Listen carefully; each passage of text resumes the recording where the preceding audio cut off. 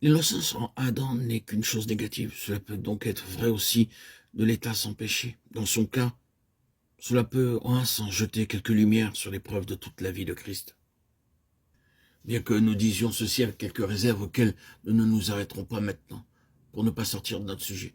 La sainteté est positive, et l'innocence d'Adam a été accompagnée de la possibilité d'arriver à la sainteté. La sainteté est le résultat de la fidélité dans l'épreuve, en ce qui concerne l'homme.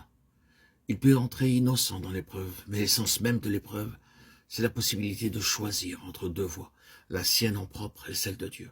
La foi, l'obéissance, la loyauté envers Dieu, la résistance au mal en ayant recours à Dieu amèneront à un état positif qui sera quelque chose de plus que l'innocence et le fait de ne pas avoir péché avant cette expérience. La faculté qui gouverne et dirige en cela, c'est l'esprit. C'est pourquoi l'issue sera ou bien la sainteté spirituelle ou bien la perversité spirituelle. Chacune des deux issues représente une relation, soit avec Dieu, le Saint-Esprit, soit avec Satan et les esprits mauvais. C'est en cela que nous voyons le résultat de l'épreuve et de la chute d'Adam. Alors l'Éternel Dieu forma l'homme de la poussière de la terre, il fit pénétrer dans ses narines un souffle de vie, et l'homme devint une âme vivante. Genèse 2.7. En revenant à ce qui nous est dit dans Genèse 2.7, au sujet de la constitution de l'homme, nous aimerions rappeler ce qui a été dit au sujet de la progression dans la révélation. Car nous trouvons ici un exemple précis de choses qui ne sont que sous forme de germes à la première référence qui en est faite, et qui ont besoin du reflet d'une lumière plus entière et qui devra suivre. Nous ne pouvons pas dire que ce passage soit une affirmation positive, il contient plutôt une implication.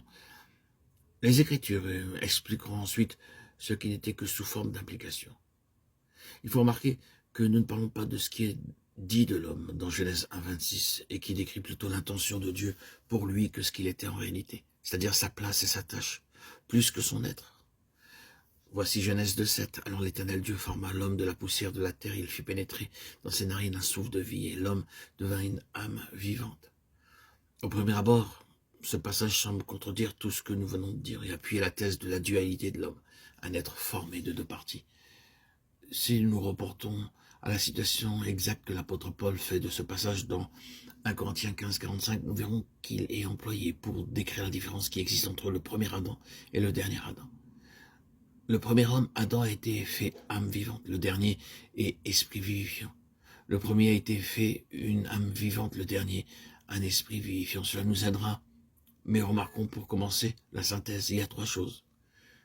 Les éléments matériels, la poussière de la terre, le facteur formateur, le souffle de vie, et le résultat final. L'homme devint une âme vivante. Il n'est pas nécessaire de toucher au premier point. La plupart des hommes acceptent le côté matériel de l'être humain. Adam, de Adama, signifie de la terre.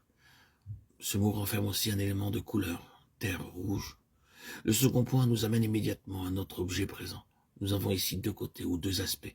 L'Éternel Dieu, le souffle de vie, celui qui agit et les moyens qu'il emploie. Il ne faut pas confondre création et émanation lorsque la partie animale de l'homme est en vue. Il ne nous est rien dit qui supporterait l'idée qu'il y aurait une unité de nature entre ce qui a été créé et le Créateur. Mais lorsque nous considérons cette partie de l'être humain dans laquelle il est et à la ressemblance de Dieu, nous avons une nature plus haute. L'homme n'est pas un acte de création. Nous avons là plutôt la nature de la procréation, de l'engendrement. Ce souffle de vie n'est pas l'âme de l'homme, c'est son esprit. Ce n'est pas simplement un élément abstrait, simplement initiateur qui marque la différence entre l'homme, organisme vivant, et la matière inanimée, mais quelque chose qui, venant de Dieu, est un organe ou une faculté aussi bien qu'une fonction. Selon l'enseignement général des Écritures, nous comprenons que ce fut le Saint-Esprit, l'Esprit de vie qui souffla dans l'homme et par ce souffle fit de lui non seulement un être animé, mais en lui non seulement le corps, âme, la vie psychophysiologique, mais forma le lien avec Dieu pour l'accomplissement des desseins suprêmes de Dieu.